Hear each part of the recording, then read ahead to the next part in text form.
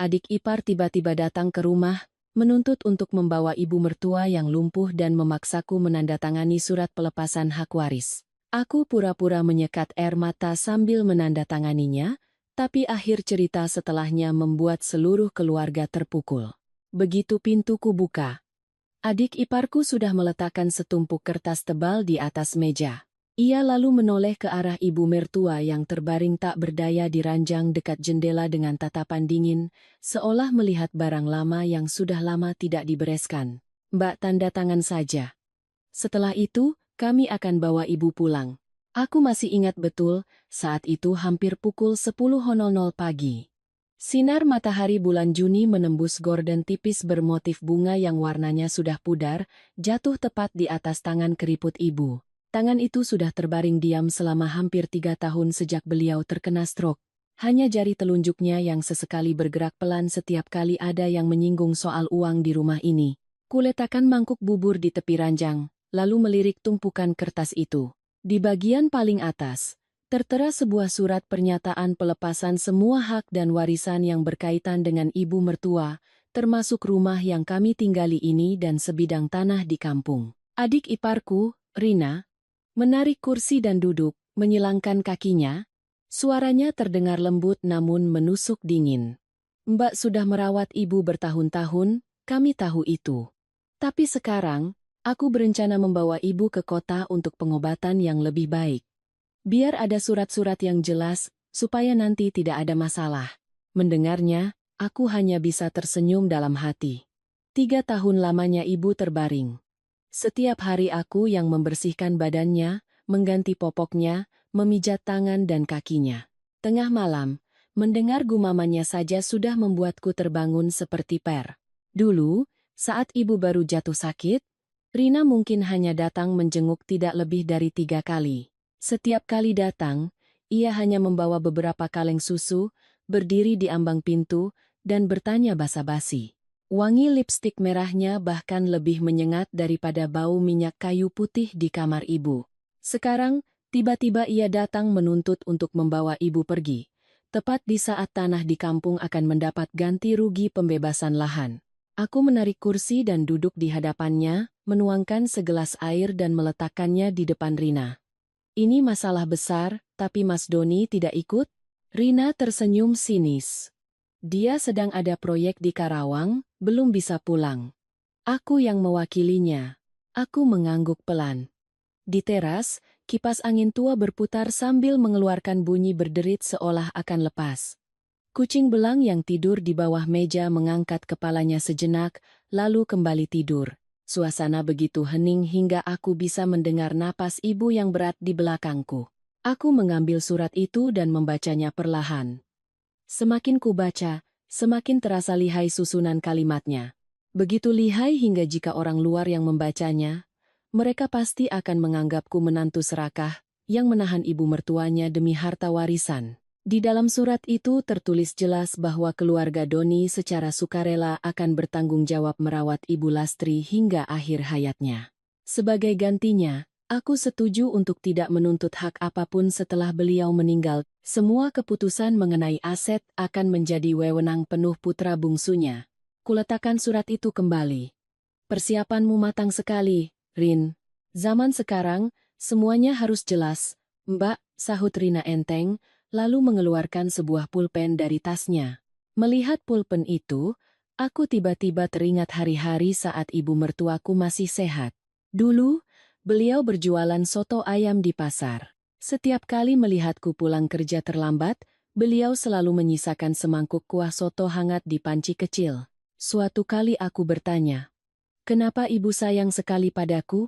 Beliau tertawa, lalu berkata enteng, "Rumah ini isinya laki-laki semua.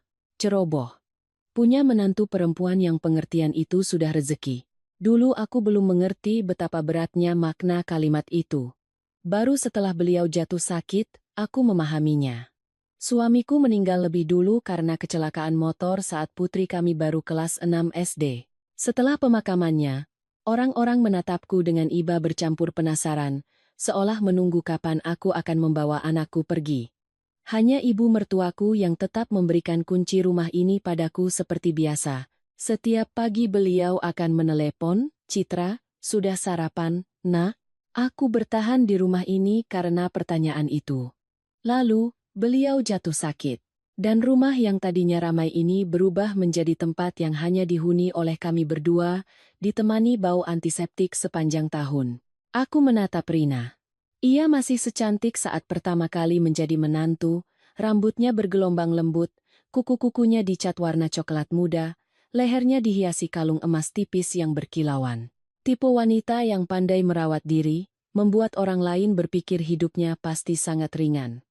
Tapi mata Rina hari ini tampak sangat terburu-buru. Aku bertanya pelan, "Kamu benar-benar mau membawa ibu, atau hanya datang membawa surat ini dulu?" Rina terdiam sejenak, lalu tertawa. "Mbak pikir aku sejahat itu?" Belum sempat aku menjawab, di luar terdengar suara motor berhenti mendadak. Bu Asih, pemilik warung di ujung gang, menjulurkan kepalanya. "Loh, kok ramai sekali?" Katanya tanah di kampung mau dapat ganti rugi besar, ya? Wajah Rina sedikit kaku. Bu Asih memang terkenal suka ikut campur, tapi entah kenapa ucapannya selalu tepat waktu, seperti menyiramkan minyak ke wajan panas. Aku menarik kursi untuknya. "Saya juga belum tahu pasti, Bu." Bu Asih melirik tumpukan kertas di meja, lalu menatap Rina. "Loh, ini mau tanda tangan surat bagi warisan, ya?" "Bukan bagi warisan, Bu," sahut Rina dengan senyum terpaksa. "Ini surat untuk merawat ibu." Bu Asih berdecak. "Loh, kok baru sekarang mau merawat? Kukira sudah dari dulu." Suasana langsung menjadi canggung. Aku berdiri untuk mengambil air minum lagi, berusaha menyembunyikan senyumanku. Bu Asih kadang-kadang memang tidak punya saringan, tapi ketidaksopanannya itu justru seperti jarum yang menusuk tepat di titik yang coba disembunyikan orang. Rina mulai kehilangan kesabaran. "Mbak, tolong tanda tangani cepat." Mobil di bawah sudah menunggu. Aku menoleh keluar. Memang benar ada sebuah mobil Avanza putih terparkir. Seorang pria asing duduk di kursi depan sambil terus menekan ponselnya. "Wah, sewa mobil besar sekali. Ada perawatnya juga, ya?" Aku mengangguk-angguk seolah sangat percaya. Lalu aku menoleh pada ibu mertuaku. Beliau berbaring miring, matanya setengah terbuka menatap langit-langit. Orang luar mungkin akan mengira beliau sudah tidak tahu apa-apa lagi. Tapi aku yang tinggal bersamanya selama 3 tahun ini tahu betul. Setiap kali mendengar pembicaraan tentang tanah di kampung, jari telunjuknya pasti akan bergerak pelan. Kali ini pun begitu. Aku melihat dengan jelas ujung jarinya bergetar di tepi selimut. Aku menarik kursi mendekat keranjang, membungkuk untuk merapikan bantalnya. Aroma minyak kayu putih yang khas menusuk hidungku, membuat hatiku terasa berat. Rina di belakangku mulai mendesak, "Mbak Citra, aku masih harus mengurus surat masuk rumah sakit." Aku berbalik. "Baiklah, berikan pulpennya." Bu Asih membelalakan matanya. "Loh, kamu tanda tangan betulan, Nak?" Aku tersenyum tipis. "Orang sudah berbaik hati mau merawat ibu, Bu." Aku mengambil pulpen itu, menarik tumpukan kertas ke arahku, sementara tangan satunya kuangkat untuk menyeka air mata. Rina menghela napas lega. Ia pasti mengira aku sudah luluh, atau mungkin mengira aku bodoh. Aku menunduk dan menandatangani setiap lembar dengan perlahan. Setelah selesai, aku bahkan merapikannya kembali dengan hati-hati. Rina mengambil tumpukan kertas itu, memeriksanya berulang kali, wajahnya tampak lega seolah baru saja melepaskan beban berat. Lalu ia berdiri. "Kalau begitu, biar aku panggil orang untuk mengangkat ibu?" Aku mengangguk, menyingkir ke samping. Dua pria dari mobil tadi masuk membawa sebuah tandu lipat. Salah satu dari mereka baru saja membungkuk untuk mengangkat ibu, ketika dari bawah bantalnya jatuh sebuah kunci kuningan tua. Kunci itu membentur lantai keramik, menimbulkan bunyi gemerincing. Seluruh ruangan hening seketika. Rina menatap kunci itu, wajahnya pucat pasi. Rina membungkuk dengan sangat cepat untuk mengambil kunci itu, begitu cepat hingga kepalanya nyaris terbentur sisi ranjang. Ketenangan yang sejak tadi ia tampilkan lenyap seketika, digantikan oleh sorot mata terkejut yang sulit disembunyikan. Aku berdiri di sampingnya, diam saja. Tapi Bu Asih berbeda. Beliau menyipitkan mata melihat kunci itu, lalu nyeletuk, "Loh, kunci ini kok mirip kunci brankasnya Pak Suryo dulu?" "Ya?" Tangan Rina mengepal. "Mana aku tahu, Bu." Bu Asih menopang lututnya dan berdiri, melangkah mendekat. Semakin tua, orang memang semakin suka ikut campur. Dan Bu Asih adalah tipe yang suka sekaligus punya ingatan tajam. Dulu Pak Suryo punya lemari besi tua di kampung, warnanya hijau lumut. Waktu beliau meninggal, katanya tidak ada yang bisa membukanya. Rina tersenyum kaku. "Mungkin ini hanya kunci lama biasa, Bu." "Kunci lama kok disembunyikan di bawah bantal selama 3 tahun?" balas Bu Asih. Suasana di ruangan itu menjadi sangat pekat. Dua pria yang membawa tandu saling pandang, lalu diam-diam mundur ke arah pintu, seolah tidak ingin terlibat dalam urusan keluarga. Aku melangkah maju, memberikan segelas air pada Rina. "Minumlah dulu, wajahmu pucat sekali." Ia tidak menerimanya. Aku melihat dengan jelas sudut bibirnya berkedut. Sejak menjadi menantu di keluarga ini, Rina selalu tampil sebagai wanita yang bicaranya lembut, gerak-geriknya rapi, dan selalu dipuji orang. Tapi semakin lama aku mengenalnya, aku sadar kelembutannya itu seperti lapisan minyak di atas air. Terlihat tenang, tapi di bawahnya selalu ada arus yang berbeda. Dulu, saat ibu mertuaku masih sehat, beliau baru saja selesai berjualan soto ketika punggungnya terasa sakit dan harus beristirahat. Hari itu Rina datang berkunjung, melihat ibu membuka lemari untuk mengambil uang belanja, ia langsung duduk di sampingnya, tersenyum semanis gula. "Ibu sudah tua, besok-besok sebaiknya surat-surat itu diurus yang jelas, Bu, biar nanti tidak ada salah paham antar saudara." Ibu mertuaku saat itu hanya tersenyum. "Uangnya tidak seberapa, kok repot-repot." Aku ingat betul tatapan Rina saat itu, bukan seperti orang yang sekadar mendengarkan. Sekarang, melihat kunci di tangannya, semua kepingan itu seolah mulai terhubung. Rina memasukkan kunci itu ke saku jaketnya dengan cepat, lalu menoleh pada kedua pria tadi. "Tolong angkat ibu ke mobil sekarang." Aku melangkah, menghalangi di depan ranjang. "Tunggu sebentar." Rina menatapku. "Mbak berubah pikiran? Ibu sedang demam sejak semalam. Biar aku ambilkan obat dan beberapa barangnya." "Sebenarnya ibu tidak demam, aku hanya butuh waktu." Bu Asih seolah mengerti, langsung ikut campur. "Iya, benar. Orang lumpuh kalau dipindahkan buru-buru itu bahaya. Biar saya panggilkan Pak RT untuk bantu angkat, biar lebih aman." Selesai bicara, beliau langsung berjalan keluar tanpa menunggu jawaban. Rina menggigit bibirnya, menatap kepergian Bu Asih dengan kesal, tapi terpaksa menahannya. Aku membuka lemari untuk mengambil pakaian ibu, sengaja melakukannya dengan sangat lambat. Sambil melipat baju, aku mendengar suara Rina menelepon di teras. "Mas, sudah sampai mana?" "Sudah kuduga. Kuncinya memang ada, entah kapan ibu menyembunyikannya." Ia berbicara sangat pelan, tapi rumah ini sempit, dindingnya tipis, menyembunyikan suara pun sulit. Aku terdiam sejenak. Jadi benar. Mereka datang bukan untuk menjemput ibu, mereka datang karena kunci itu. Aku melirik ibu mertuaku. Beliau masih terbaring diam tapi matanya terbuka lebih lebar dari tadi, di sudut matanya ada genangan air yang berkilauan di bawah sinar matahari. Tiba-tiba hatiku terasa sesak. 3 tahun ini, seringkali aku juga menyalahkan beliau. Menyalahkan karena saat masih sehat, beliau terlalu percaya pada anak bungsunya, selalu berkata Doni itu tahu perhitungan. Menyalahkan karena setiap kali aku menyarankan untuk mengurus surat-surat dengan jelas, beliau selalu menepisnya, berkata saudara tidak boleh hitung-hitungan, nanti tidak berkah. Akibatnya, saat beliau terbaring tak berdaya, ikatan keluarga pun menjadi rapuh seperti kertas basah. Saat aku sedang melipat baju, terdengar suara sandal jepit di teras. Putriku pulang dari les, baru saja memarkir motornya ketika melihat mobil di depan rumah. Ia masuk, rambutnya masih basah oleh keringat. "Ada apa, Bu?" Putriku, usianya 17 tahun, semakin besar semakin mirip ayahnya, terutama matanya. Tip orang yang lurus tapi baik hati, membuat siapapun yang berbohong di depannya akan merasa canggung. Rina buru-buru mengubah nada suaranya menjadi manis. Tante mau membawa nenek ke kota untuk berobat. Nah, Putri melihat sekeliling ruangan, lalu matanya berhenti pada tumpukan kertas di meja. Dulu waktu nenek masuk rumah sakit, tante tidak pernah datang. Kalimatnya yang polos membuat wajah Rina mengeras. Aku pelan-pelan menyuruh Putri masuk untuk cuci muka.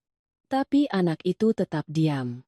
Ia mendekati ranjang, membungkuk dan mengusap rambut neneknya dengan sangat lembut. Selama ini, dialah yang paling banyak membantuku.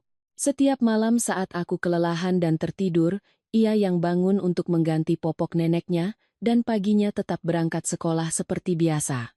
Suatu hari aku melihat tangannya ruam kemerahan karena mencuci pakaian nenek dengan air dingin, hatiku sakit seperti diremas. Putri mengangkat kepalanya menatap Rina. Kalau tante benar-benar sayang nenek, tante pasti sudah membawanya dari dulu. Rina tertawa sinis. Anak kecil zaman sekarang bicaranya tajam juga.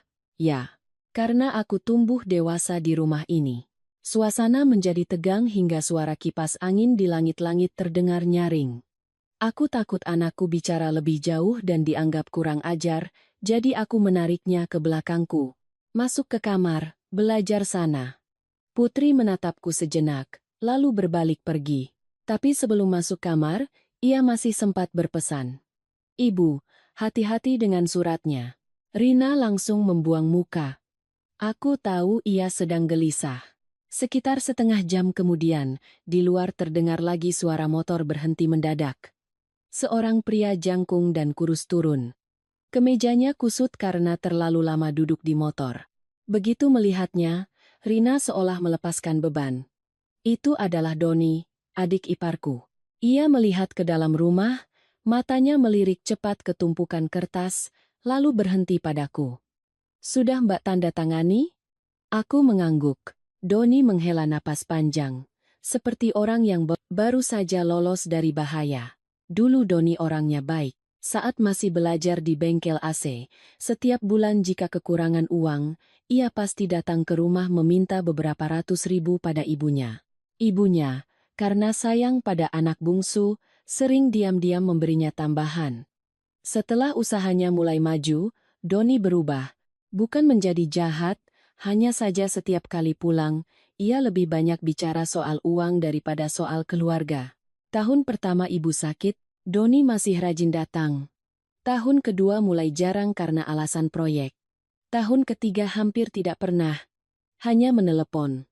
Sekarang, melihatnya berdiri di teras, aku melihat kegelisahan seseorang yang takut kehilangan sesuatu, bukan kekhawatiran pada ibunya yang sakit.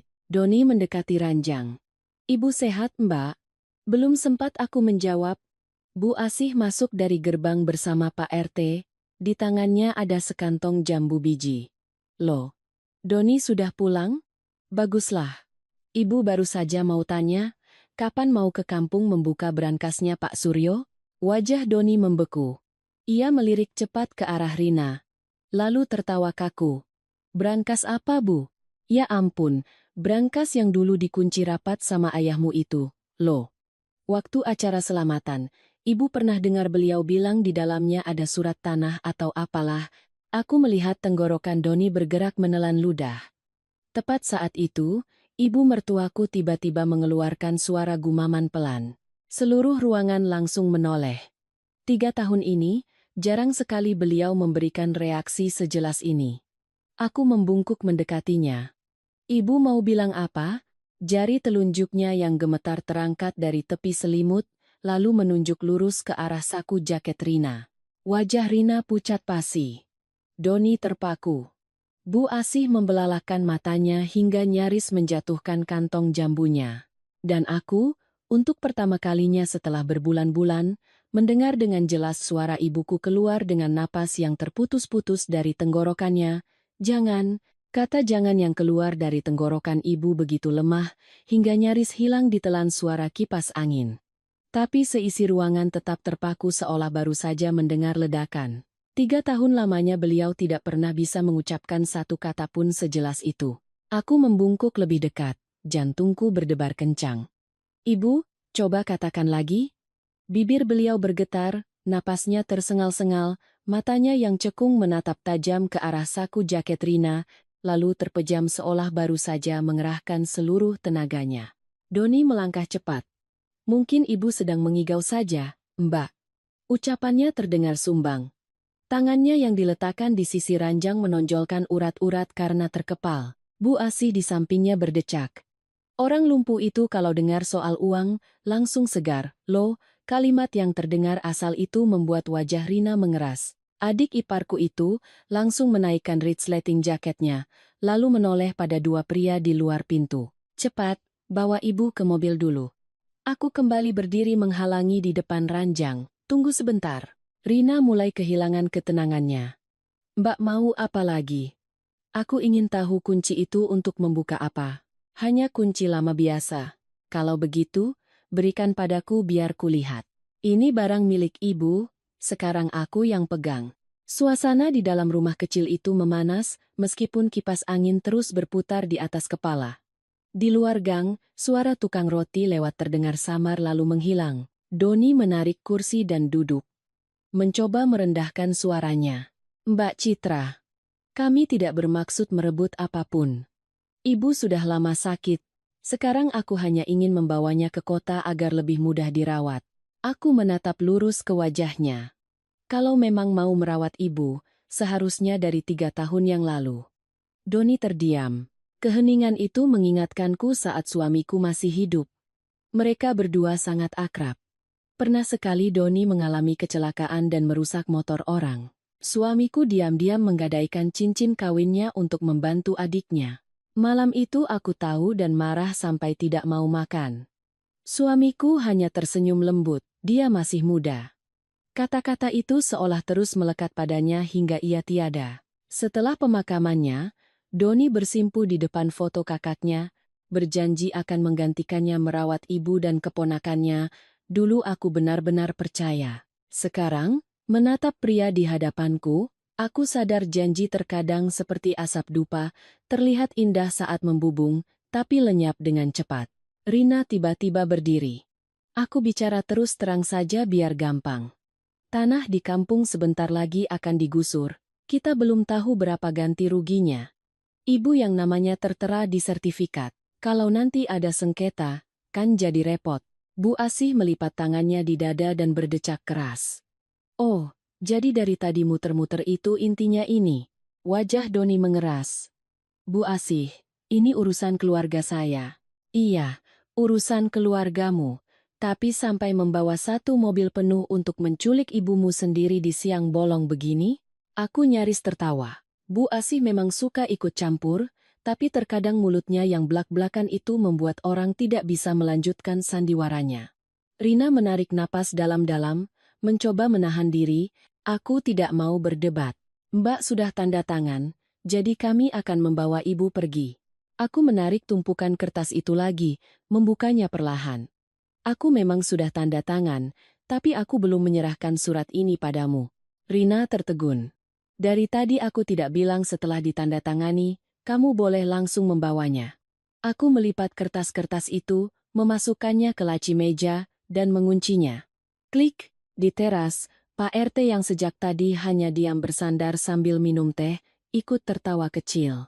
Mbak Citra hari ini galak juga, ya? Rina benar-benar marah. Maksud Mbak apa?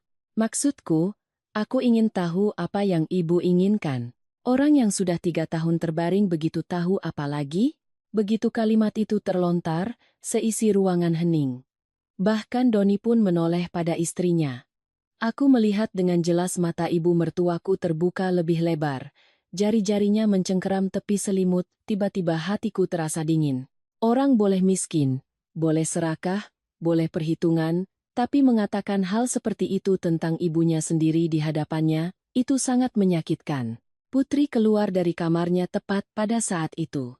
Ia memeluk setumpuk buku di depan dadanya, berdiri di ambang pintu menatap Rina.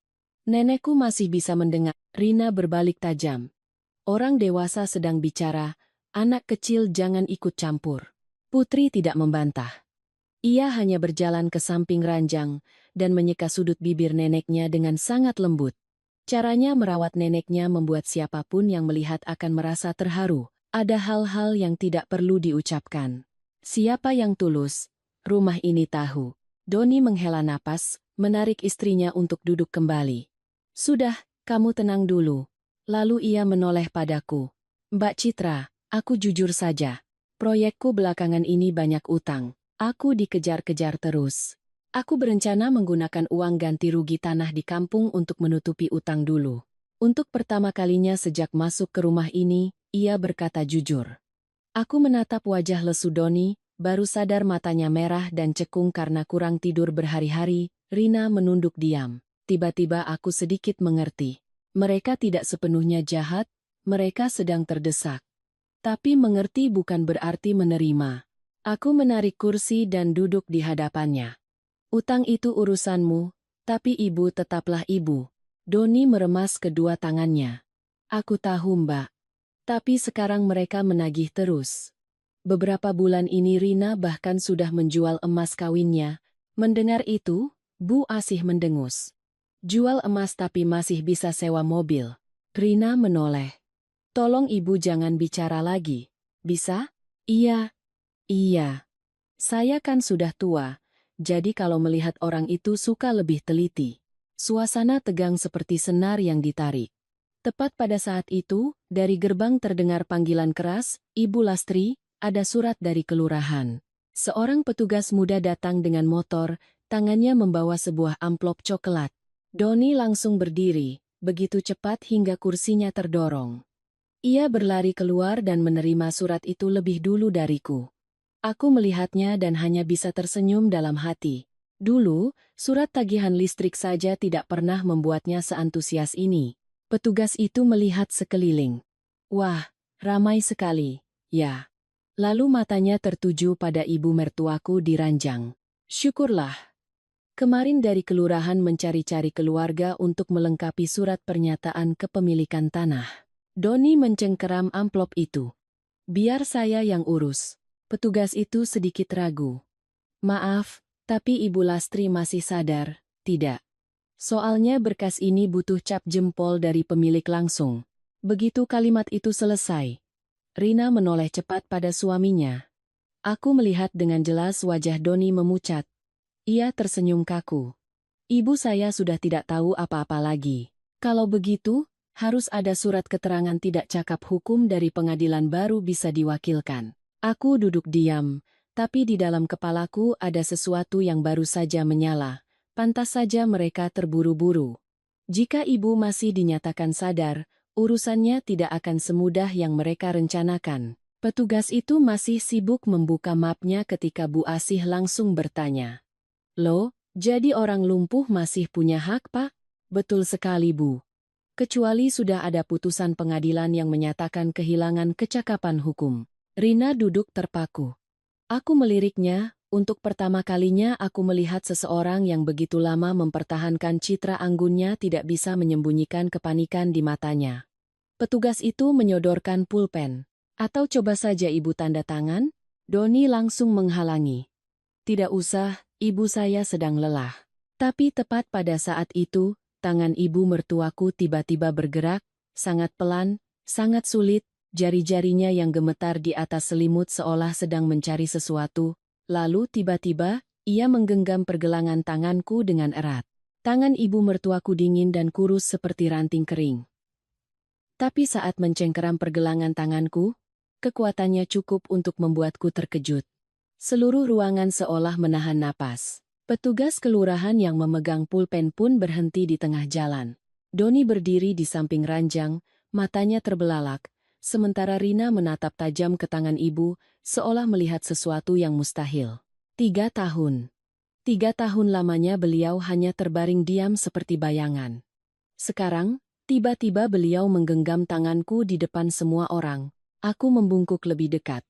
Bibir ibu bergetar, napasnya terengah-engah, dadanya naik turun dengan cepat. Aku melihat matanya memerah, seolah ada sesuatu yang sudah terlalu lama terpendam. Lalu, beliau menarik tanganku dengan sangat pelan. Tarikan lemah itu membuat punggungku merinding. Aku tahu beliau ingin mengatakan sesuatu. Petugas itu mendekat. Coba saja cap jempol, Mbak. Kalau beliau masih sadar, akan lebih mudah mengurus berkasnya. Doni langsung menyela. Tidak usah, Pak. Ibu saya sedang lelah. Tapi dari tadi reaksi beliau jelas sekali. Orang sakit kan kadang sadar, kadang tidak.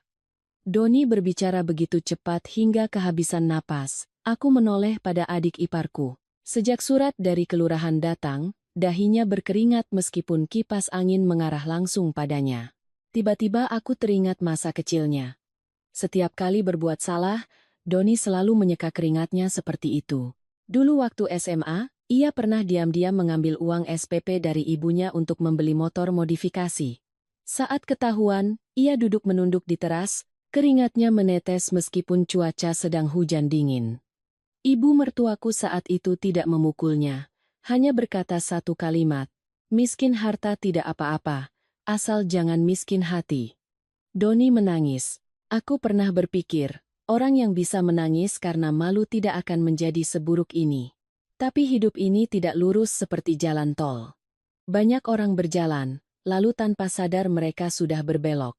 Bu Asih berkacak pinggang di samping ranjang, melirik Doni. "Lo, tadi ngotot sekali mau bawa ibumu pergi. Sekarang disuruh tanda tangan malah dilarang. Jangan bikin bingung dong." Rina mulai membentak. "Ibu jangan ikut campur lagi." Suaranya sedikit lebih tinggi dari biasanya, cukup untuk menunjukkan bahwa ia sudah kehilangan kendali. Putri keluar dari kamarnya, membawa bantal kecil untuk menyangga punggung neneknya. Ia tidak berkata apa-apa, hanya berdiri diam di sampingku. Beberapa bulan ini ia tumbuh sangat cepat, wajahnya mulai menunjukkan ketegaran seseorang yang lebih cepat dewasa. Petugas kelurahan menarik kursi. "Jujur saja, Bapak, Ibu, berkas dari kampung ini harus segera diverifikasi. Kabarnya, jalan tol baru akan melewati tanah keluarga, jadi dari kabupaten mendesak terus." Bu Asih berseru, "Wah, berarti ganti ruginya besar sekali ini." Doni terduduk di kursi, kedua tangannya terkepal. Rina membuang muka ke arah teras. Aku merasakan dengan jelas kegelisahan menjalar di rumah kecil ini seperti angin panas. Hanya ibu mertuaku yang tetap diam. Beliau masih menggenggam pergelangan tanganku. Aku membungkuk dan mengusap pelan tangannya. "Ibu mau bilang apa? Pelan-pelan saja." Mata beliau berkedip sangat lambat. Lalu, tiba-tiba jari telunjuknya yang gemetar mengetuk punggung tanganku 3 kali. Tuk, tuk, tuk. Aku tertegun. Cara mengetuk ini pernah kulihat. Dulu saat masih sehat, setiap kali ada hal rahasia yang ingin dibicarakan sementara rumah sedang ramai, beliau akan mengetuk meja 3 kali untuk memanggilku ke dapur. Pernah sekali beliau mengetuk seperti itu untuk memberiku beberapa gram emas simpanannya saat suamiku baru meninggal. Pernah juga beliau mengetuk lalu diam-diam menyelipkan uang les untuk Putri karena takut aku kekurangan. Tiba-tiba jantungku berdebar kencang. Beliau ingin memberitahuku sesuatu. Aku melirik saku jaket Rina, tempat kunci kuningan tua itu disembunyikan. Sebuah pikiran melintas di kepalaku. Mungkin kunci itu tidak hanya membuka brankas. Mungkin ibu takut isinya jatuh ke tangan yang salah. Petugas kelurahan masih sabar menunggu, atau saya kembali lagi nanti saja. Doni langsung mengangguk cepat. "Iya, Bapak pulang saja dulu." Tapi Bu Asih langsung menyela. "Sudah jauh-jauh datang, selesaikan saja sekarang, Pak." Suasana benar-benar terasa sesak. Aku menatap ibu mertuaku, beliau mencoba membuka mulutnya lagi, tapi napasnya terus terputus. Lalu, dengan sangat perlahan, matanya mengarah ke lemari kayu tua di samping meja sembahyang. Lemari itu sudah begitu usang hingga lapisan peliturnya mengelupas. Selama ini aku hanya menggunakannya untuk menyimpan handuk dan obat-obatan, jadi tidak ada yang memperhatikannya. Jari telunjuk ibu bergerak lagi. Aku mengerti. Aku berdiri dan berjalan ke arah lemari itu. "Mbak mau apa?" tanya Rina mendesak. Mengambilkan handuk untuk ibu. Aku membuka laci paling atas. Isinya hanya obat masuk angin, minyak kayu putih, dan tumpukan lap tua. Tapi ketika aku menarik laci paling bawah, aku berhenti. Sebuah sertifikat tanah yang dibungkus plastik tergeletak rapi di dasarnya. Seluruh ruangan hening. Doni yang pertama kali berdiri. Loh, kenapa ini ada di sini?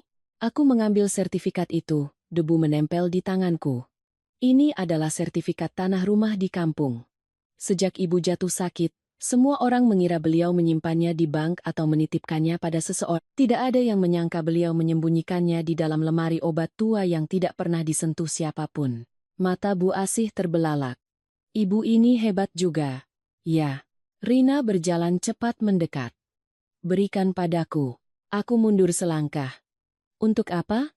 Itu surat-surat rumah. Rumah ibu. Wajah Rina memerah. Mbak mau simpan untuk apa? Mbak kan bukan anak kandungnya. Begitu kalimat itu terlontar, aku melihat Putri di belakangku mengepalkan tangannya. Anak itu menatap tantenya dengan tatapan dingin.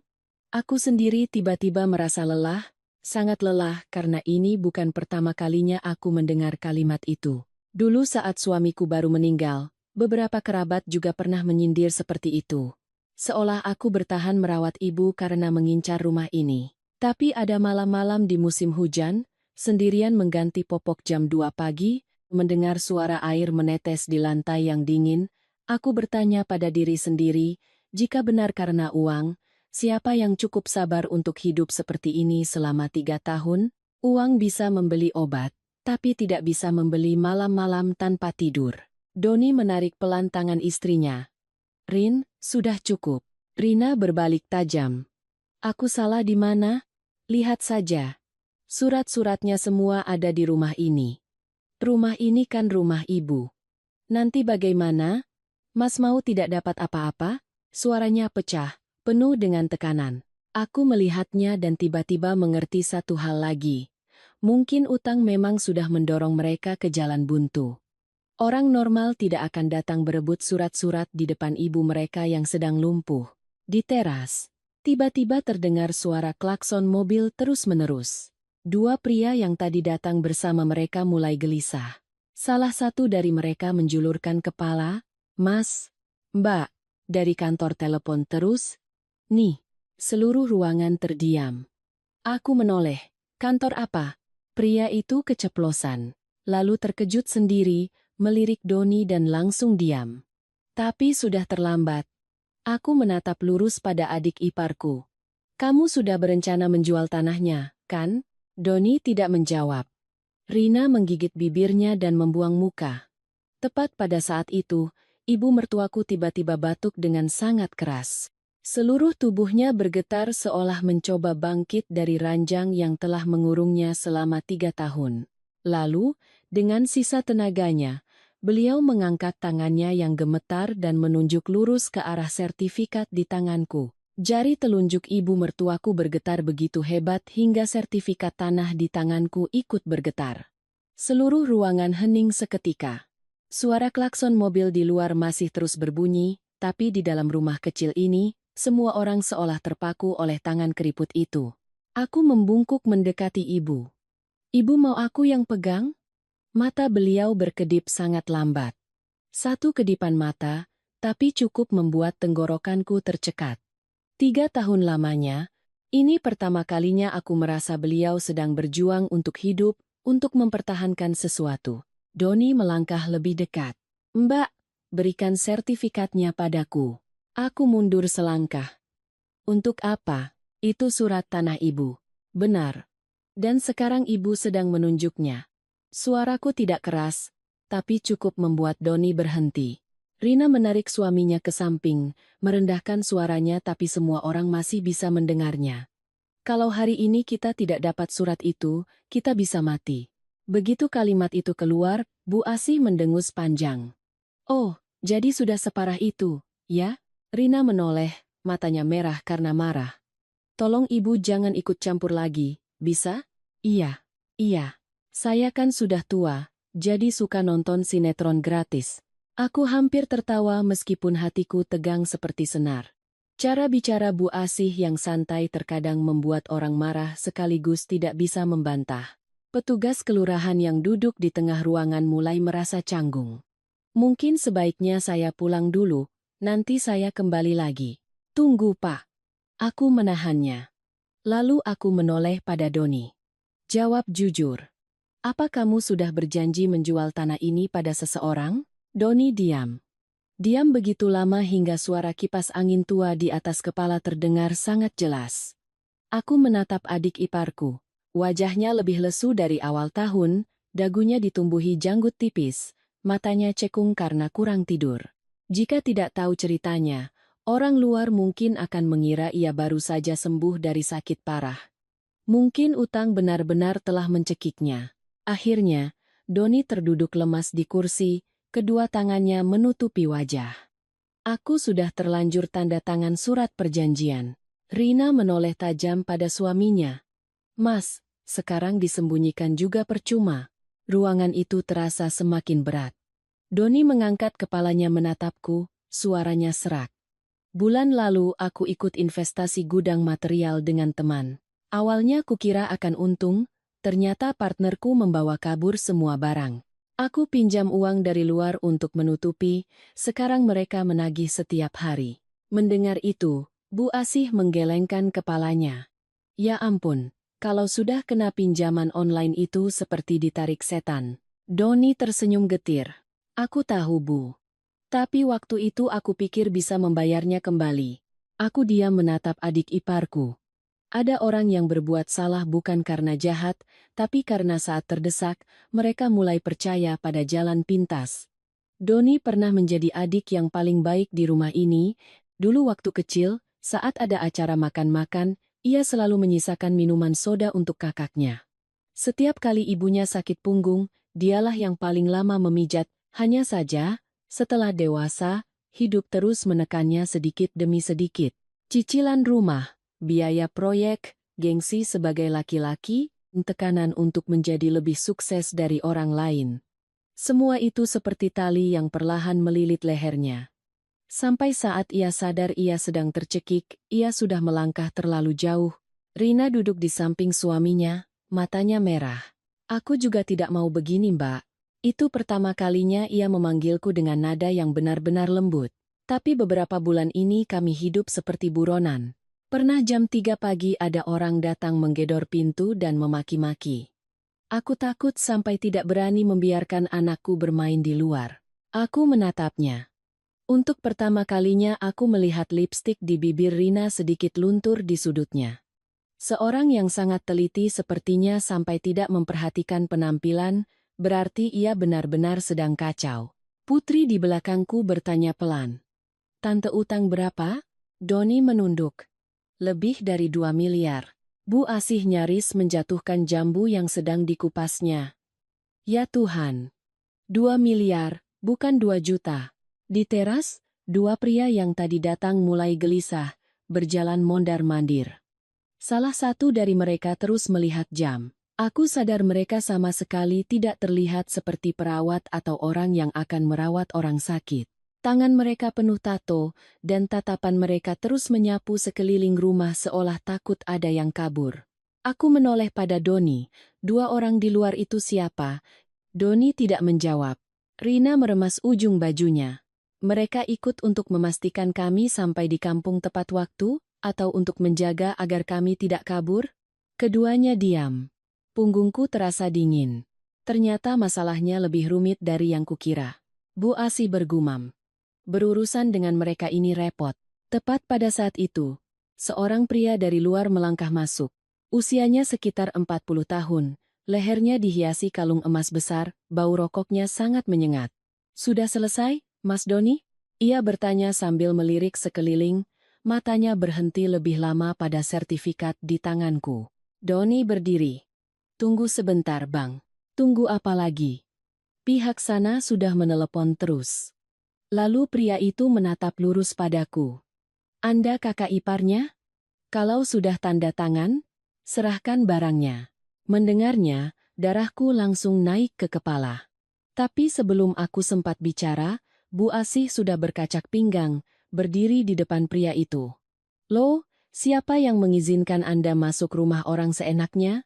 Pria itu menyeringai. Saya hanya mau mengambil surat, Bu. Surat apa? Tanah. Bu Asih tertawa sinis. Orangnya belum meninggal, kok Anda bicara seperti mau mengambil barang di pasar? Suasana menjadi begitu tegang hingga aku merasakan tangan putri gemetar di belakangku. Pria itu mulai kehilangan kesabaran. Mas Doni, jadi bagaimana? Kami sudah kasih uang muka. Aku menoleh pada Doni. Kamu benar-benar sudah menjualnya? Doni menunduk. Mereka kasih uang muka 300 juta. Aku tertawa. Entah kenapa saat itu aku bisa tertawa. Mungkin karena sudah terlalu lelah. 300 juta. Hanya karena 300 juta. Mereka datang untuk membawa pergi ibu mereka yang lumpuh di siang bolong. Aku menatap ibu mertuaku. Beliau bernapas lebih berat dari tadi, matanya setengah terbuka menatap langit-langit seolah kehabisan tenaga. Tiba-tiba hatiku terasa sakit. Jika hari ini aku menandatangani dan menyerahkan surat itu, mungkin beliau akan langsung dibawa pergi dari rumah ini. Dan belum tentu bisa kembali lagi. Aku menggenggam sertifikat itu erat-erat. Tanah ini belum bisa dijual. Pria itu tertawa sinis. Anda pikir bisa menahannya? Aku tidak berpikir begitu. Aku tahu itu. Anda bukan pemiliknya. Aku memang bukan pemiliknya, tapi ibu masih hidup. Kalimat itu membuat seisi ruangan hening. Petugas kelurahan yang sejak tadi duduk di sudut ikut mengangguk. Betul sekali, Pak. Selama pemilik tanah masih sadar, harus ada tanda tangan atau cap jempolnya. Pria itu mengerutkan kening, menatap ibu mertuaku. Dia masih tahu apa lagi. Tepat pada saat itu, ibu mertuaku tiba-tiba mengeluarkan suara pelan dari tenggorokannya. Lalu, di depan tatapan terpaku semua orang, beliau perlahan mengangkat tangannya dari ranjang sekali lagi. Tangannya bergetar hebat, tapi kali ini beliau tidak menunjuk ke arah sertifikat. Beliau menunjuk lurus ke arah saku jaket Rina. Tempat kunci kuningan tua itu disembunyikan, tatapan semua orang serentak tertuju pada saku jaket Rina.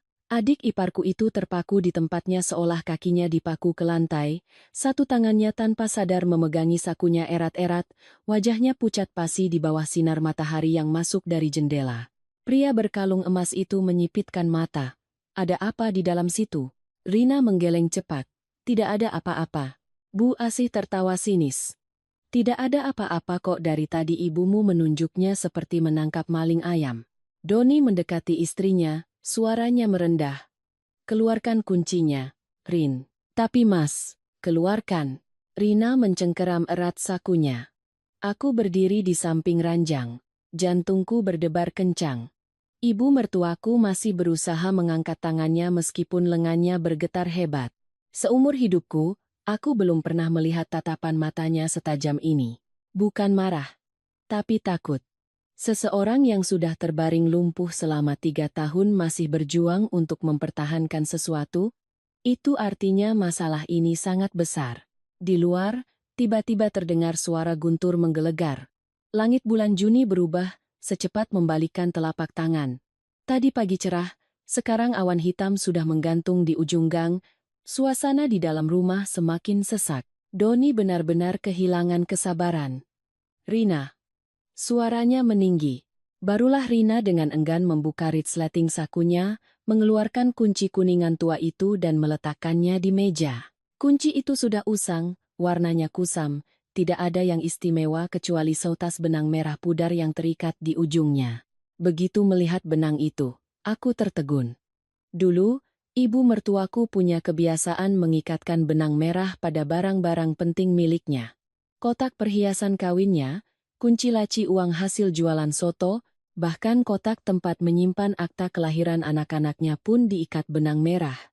Beliau pernah berkata, barang yang kita sayangi itu harus bisa langsung dikenal. Aku menoleh pada ibu. Ibu mau membuka ini? Jari telunjuknya bergetar pelan. Satu getaran kecil. Tapi cukup untuk membuatku mengerti. Pria yang berdiri di dekat pintu mulai tidak sabar. Jadi bagaimana sekarang? Kalau mau dibuka, ya cepat. Bu Asih mendengus. Anda pikir ini membuka kaleng biskuit? Doni mengambil kunci itu, tangannya terlihat gemetar. Ini pasti kunci brankas di kampung. Aku menatapnya. Kamu pernah mencoba membukanya? Doni menggeleng. Sejak ayah meninggal, ibu yang menyimpannya. Tiba-tiba di benakku muncul bayangan ayah mertuaku saat masih hidup. Beliau adalah pria pendiam yang bekerja sebagai montir mesin traktor di kampung. Seumur hidupnya beliau sangat hemat, bahkan sandal jepit yang putus pun akan dijahitnya lagi. Tapi ada satu hal yang aneh. Setiap tahun, tepat di hari peringatan kematian kakek, beliau akan pergi ke pondok di belakang kebun untuk waktu yang sangat lama. Pernah sekali aku penasaran dan bertanya, beliau hanya tersenyum. Setiap keluarga harus punya simpanan terakhir. Dulu aku tidak mengerti. Sekarang, baru terasa bahwa di rumah ini ada banyak rahasia yang tersimpan lebih dalam dari yang kukira. Petugas kelurahan berdiri dan merapikan celananya. Kalau perlu, saya bisa ikut ke kampung untuk memverifikasi dokumen. Pria berkalung emas langsung menyelah. Pergi sekarang saja, Mas Doni. Kami sudah tidak bisa menunggu lagi. Aku berbalik tajam padanya. Ini tanah ibu saya. Kenapa Anda yang tidak sabar? Pria itu menyeringai. Uang saya ada di dalamnya, Mbak. Anda memberikan uang pada siapa? Carilah orang itu. Pria itu menatapku beberapa detik, lalu tertawa. Anda ini pemberani juga, ya. Bu Asih di sampingku langsung menimpali. Bukan pemberani. Orang yang benar, bicaranya juga lurus saja. Aku melihat Putri diam-diam mengeluarkan ponselnya, mengetik pesan, lalu menyimpannya kembali. Anak ini memang pintar seperti ayahnya. Setiap kali ada masalah, ia lebih memilih diam dan mengamati daripada orang dewasa. Doni terduduk di kursi, mengusap wajahnya berulang kali. Ibu ini maunya apa, sih? Suaranya terdengar begitu lelah hingga aku ikut merasa iba. Sejak pagi, ia terus-menerus ditarik antara dua sisi. Di satu sisi ada utang yang mencekik, di sisi lain ada ibunya yang terbaring, mencoba mempertahankan sesuatu dengan sisa tenaganya. Mungkin ia sendiri mulai merasa takut. Rina tiba-tiba terduduk lemas di samping suaminya. Sudahlah, Mas. Seluruh ruangan menoleh padanya. Ia menunduk, suaranya mengecil. Aku merasa tidak enak. Doni menatap istrinya seolah tidak percaya. Sekarang baru bilang sudah? Lalu bagaimana? Tapi aku takut. Takut apa? Rina mengangkat kepalanya. Untuk pertama kalinya, matanya benar-benar merah, bukan karena pura-pura. Tadi waktu ibu menatap, ia tidak menyelesaikan kalimatnya, hanya meremas kedua tangannya. Tiba-tiba aku mengerti, ada tatapan orang tua yang bisa membuat seseorang tidak bisa tidur nyenyak, terutama saat sedang melakukan hal yang tidak benar di hadapan mereka. Di luar, angin mulai bertiup kencang. Gorden jendela berkibar-kibar, aroma hujan yang terbawa masuk memenuhi ruangan kecil itu. Tepat pada saat itu, ibu mertuaku kembali batuk hebat. Aku buru-buru membungkuk untuk memiringkan badannya. Putri berlari mengambil handuk, sementara Bu Asih sibuk menuangkan air hangat. Saat aku sedang menyeka mulut ibu, bibirnya bergetar di dekat telingaku. Suaranya terputus-putus dan sangat pelan. Pondok. Belakang. Aku tertegun. Ibu bilang apa? Pondok? Jantungku berdebar kencang. Pondok di belakang kebun di kampung, tempat ayah mertuaku setiap tahun menyendiri. Aku berbalik cepat pada Doni. Berangkasnya ada di mana? Ia tampak bingung sejenak, lalu menjawab. Di dalam pondok di belakang kebun. Seluruh tubuhku terasa dingin. Ibu sedang menunjuk ke tempat yang tepat, pria berkalung emas melangkah maju. Kalau begitu, ayo cepat pergi. Aku berdiri tegak menghadapnya. Belum saatnya Anda ikut campur. Ia menyeringai. Anda pikir bisa menahannya? Setidaknya hari ini, tidak ada yang bisa membawa ibu pergi dari sini. Suasana kembali tegang. Aku melihat dua pria di teras juga melangkah masuk beberapa langkah. Tatapan mereka tidak lagi hanya gelisah, tapi seperti orang yang takut kehilangan uang besar. Putri diam-diam berdiri di sampingku. Ia berbisik pelan, Bu, aku sudah telepon Mas Bayu. Aku sedikit terkejut. Mas Bayu yang mana? Yang dulu jadi polisi di kelurahan sini, yang sering makan soto buatan nenek. Aku nyaris tertawa di tengah kekacauan ini. Anak ini memang cucu neneknya. Selalu ingat hal-hal yang penting. Mendengar kata polisi, wajah Doni memucat. Kenapa panggil orang luar, Nak? Putri menjawab dengan tenang. Aku takut ada yang membawa nenek pergi. Kalimatnya yang polos membuat seisi ruangan hening sekali lagi. Pria berkalung emas tertawa sinis. Anak kecil zaman sekarang hebat juga, ya. Putri menatap lurus padanya. Saya sudah besar. Caranya menjawab yang santai membuat Bu Asih harus memalingkan wajah untuk menahan tawa.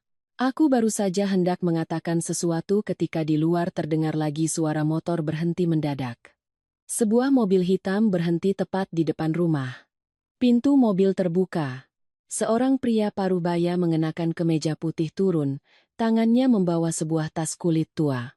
Begitu melihatnya, Doni berdiri seolah melihat hantu. Pak Harto. Pria yang baru saja turun dari mobil itu, mendengar Doni memanggil namanya, berhenti sejenak sebelum menutup pintu mobil. Hujan mulai turun rintik-rintik, angin yang bertiup ke teras membuat pot-pot anggrek bergoyang. Di bawah langit yang mendung, wajah Pak Harto tampak semakin lelah setelah menempuh perjalanan jauh.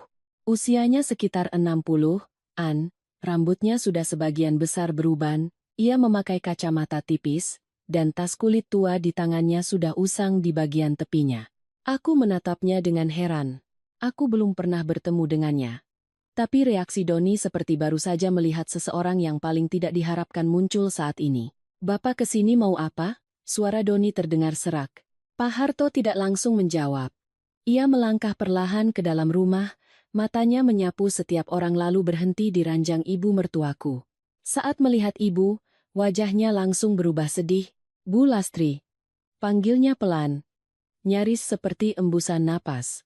Ibu mertuaku yang terbaring diam tiba-tiba mengedipkan matanya berulang kali, tangannya yang berada di tepi selimut bergetar lebih hebat dari sebelumnya. Melihat pemandangan itu, hatiku merasakan sesuatu yang aneh. Hubungan mereka tidak seperti orang asing, tapi juga bukan sekadar kenalan biasa. Bu Asih di sampingku berbisik, "Loh, ini siapa lagi?" Aku menggeleng. Pria berkalung emas mulai merasa kesal. "Sekarang siapa lagi ini?"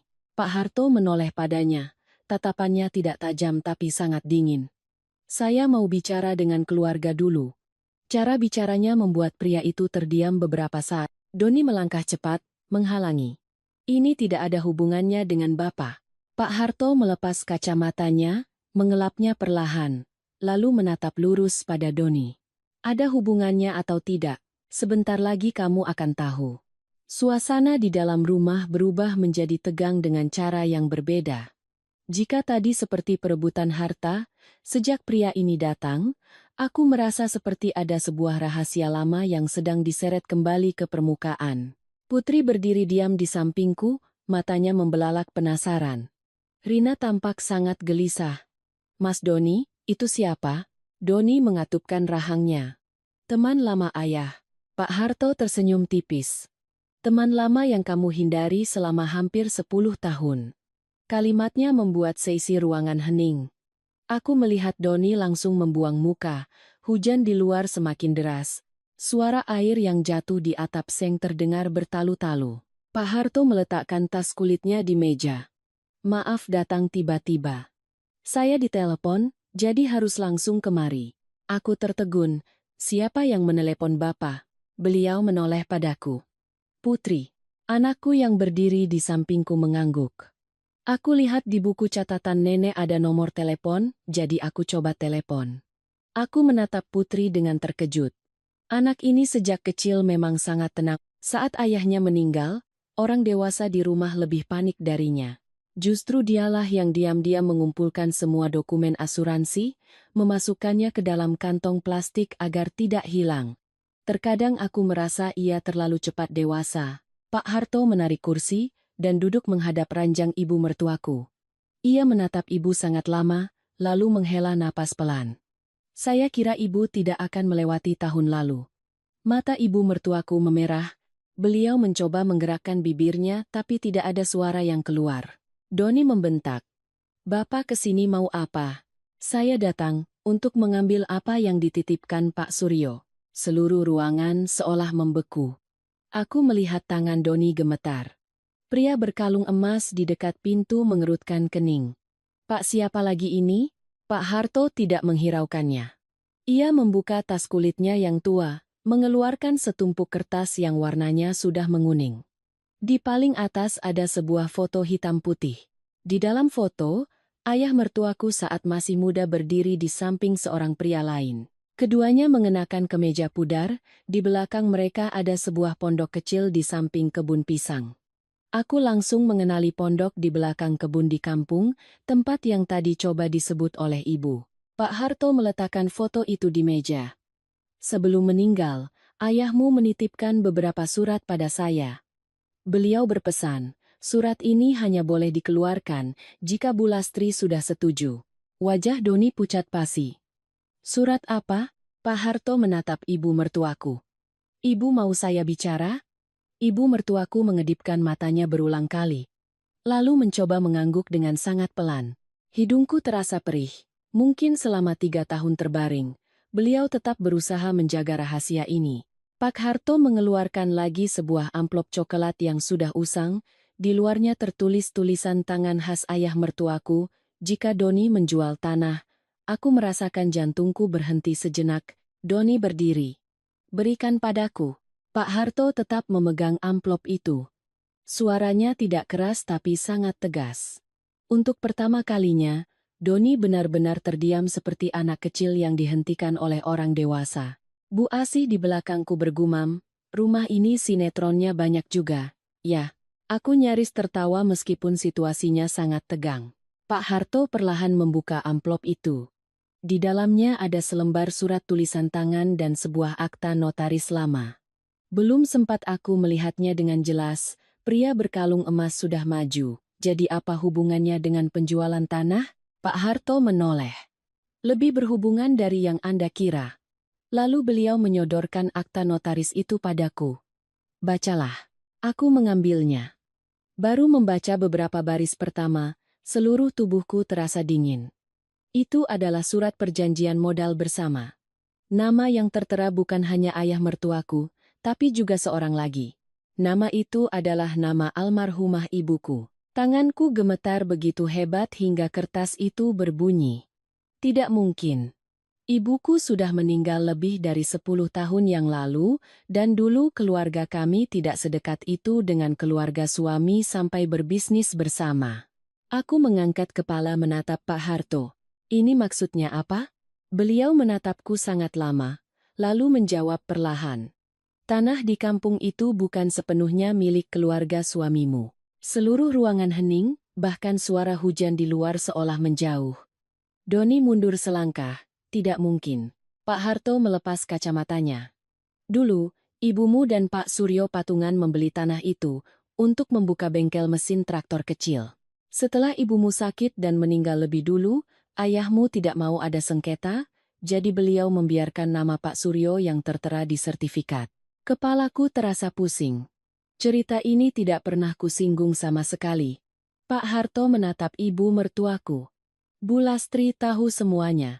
Mata ibu mertuaku terpejam perlahan, seolah baru saja melepaskan batu besar yang menindih hatinya begitu lama.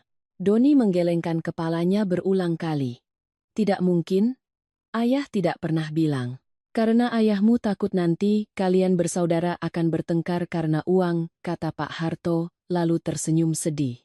Siapa sangka, semakin disembunyikan, malah semakin menjadi masalah. Rina terduduk lemas di kursi, wajahnya pucat pasi. Pria berkalung emas mulai marah. Jadi bagaimana sekarang? Saya sudah kasih uang muka. Aku menoleh padanya. Untuk pertama kalinya, hatiku terasa dingin dengan cara yang berbeda. Anda salah memberikan uang muka. Tepat pada saat itu, di luar terdengar lagi suara motor berhenti mendadak. Suara seorang pria terdengar di tengah hujan. Putri. Mas Bayu datang. Suara sandal jepit yang basah terdengar di teras, lalu seorang pria mengenakan jas hujan hijau masuk. Mas Bayu dulunya adalah polisi yang bertugas di kelurahan ini, sekarang sudah dipindahkan ke polsek. Badannya tinggi tegap, air hujan masih menetes dari lengan bajunya. Begitu masuk, ia langsung melihat sekeliling lalu berhenti saat merasakan suasana tegang di dalam rumah. Loh, ramai sekali? Putri bilang ada yang mau membawa neneknya pergi. Mas Bayu melepas helmnya, menyeka wajahnya, lalu menatapku. Ada apa, Mbak Citra? Belum sempat aku menjawab, pria berkalung emas sudah menyela. Hanya urusan keluarga, Pak. Mas Bayu menatapnya lama. Saya bertanya pada Mbak Citra. Cara bicaranya yang tenang membuat pria itu sedikit gentar. Aku menarik kursi untuk Mas Bayu dan menceritakan semuanya secara singkat. Semakin ia mendengar, wajahnya semakin serius. Saat sampai pada bagian surat perjanjian jual beli dan uang muka, ia menghela napas panjang. Mas Doni, tanahnya belum jelas tapi sudah menerima uang, ini bisa jadi masalah. Doni menunduk diam, Pak Harto saat ini angkat bicara. Saya rasa kita harus ke kampung sekarang. Rina terkejut. Sekarang, Pak? Di pondok belakang kebun itu, mungkin masih ada peninggalan Pak Suryo. Mata ibu mertuaku tiba-tiba terbuka lebih lebar. Aku melihat dengan jelas jarinya bergerak di atas selimut, seolah setuju. Hujan di luar semakin deras. Gang di depan rumah mulai tergenang air, bau tanah basah dan daun-daun busuk memenuhi ruangan kecil itu, membuat hati semakin berat. Pria berkalung emas mulai kehilangan kesabarannya. Saya ingatkan ya, urusan kalian selesaikan sendiri, tapi uang muka saya tidak akan hilang. Mas Bayu mengangkat kepalanya menatapnya. Anda pihak pembeli? Iya. Sudah ada akta jual beli? Belum. Kalau begitu, Anda tidak punya hak untuk memaksa orang di sini. Suara Mas Bayu tetap datar, tapi cukup membuat dua anak buah pria itu diteras tidak berani melangkah masuk. Bu Asih di sampingku menyikut pelan. Putri ini pintar sekali, panggil orang yang tepat. Aku menatap putriku, antara bangga dan sedih. Seharusnya di usianya ia hanya memikirkan sekolah dan teman-teman. Tapi masalah keluarga membuatnya terlalu cepat dewasa. Putri membungkuk merapikan selimut neneknya, lalu berbisik. Ibu ke kampung saja, aku bisa jaga nenek di sini. Aku menggeleng. Tidak bisa. Ibu tidak akan meninggalkan nenek sendirian. Pak Harto meletakkan tangannya di atas tas kulitnya. Kalau begitu, bawa ibu sekalian. Seluruh ruangan menoleh padanya. Rina berseru. Tapi ibu sedang sakit. Ibu, apa ibu mau ikut? Pak Harto bertanya langsung pada Ibu Lastri. Anehnya, ibu mertuaku mengedipkan matanya berulang kali, lalu tangannya mencoba bergerak seolah mengangguk. Hatiku terasa sesak. Selama 3 tahun, reaksinya tidak pernah sebanyak hari ini, seolah ia sedang melawan tubuhnya sendiri untuk mempertahankan sesuatu yang sangat penting. Doni mengusap wajahnya berulang kali. Sekarang ke kampung mau apa lagi? Pak Harto mengeluarkan surat tulisan tangan yang tadi dan meletakkannya di depan Doni, baca sendiri. Doni mengambil surat itu, baru membaca beberapa baris, wajahnya sudah pucat pasi. Aku berdiri di dekatnya dan bisa melihat tulisan tangan khas ayah mertuaku. Jika nanti Doni karena uang menjual tanah, buka dulu brankas di pondok, tangan Doni gemetar hebat. Ia terus membaca, tapi bibirnya bergerak tanpa suara. Rina menarik lengan suaminya. Apa isinya, Mas? Doni tidak menjawab. Aku belum pernah melihat adik iparku sepanik ini. Mas Bayu mencondongkan tubuhnya. Coba bacakan saja. Doni menelan ludah, lalu berkata dengan suara serak. Ayah bilang di dalam brankas ada surat pembagian tanah untuk kedua keluarga, dan sejumlah uang. Ia berhenti. Bu Asih tidak sabar. Uang apa? Uang titipan dari kakek neneknya Mbak Citra dulu. Kepalaku terasa pening. Ibu kandungku sudah lama meninggal. Aku selalu berpikir keluarga kami sangat sederhana dan tidak ada hubungannya dengan urusan tanah. Ternyata orang tuaku pernah ikut menanam modal di tanah itu. Orang-orang tua zaman dulu memang pandai menyimpan rahasia, sampai anak cucu yang hidup berdampingan puluhan tahun tidak tahu bahwa mereka saling berutang budi. Pak Harto melanjutkan dengan perlahan, dulu ibumu dan Pak Suryo sangat akrab. Ibumu menjual emasnya untuk ikut membeli tanah. Setelah beliau meninggal lebih dulu, Pak Suryo berjanji akan menjaga bagian itu untukmu. Mataku terasa perih. Tiba-tiba aku teringat ibuku. Beliau meninggal saat aku baru menikah. Sebelum pergi beliau masih menggenggam tanganku dan berpesan, kalau sudah ikut orang, hiduplah yang baik. Miskin sedikit tidak apa-apa. Aku tidak pernah berpikir beliau meninggalkan sesuatu untukku. Ternyata selama ini ada orang yang diam-diam menjaga janjinya. Ibu mertuaku diranjang menatapku sangat lama, di matanya ada sorot kelegaan. Mungkin beliau sudah lama menunggu hari ini. Pria berkalung emas itu menendang pelan kursi dengan kesal. Jadi siapa yang jual, siapa yang tidak? Mas Bayu berdiri. Tenang dulu. Sekarang tanah ini sedang dalam sengketa. Sebaiknya Anda pulang dulu. Kalau saya pulang, uang saya bagaimana? Anda memberikan pada siapa? Mintalah pada orang itu. Kalimat ini sudah kuucapkan tadi.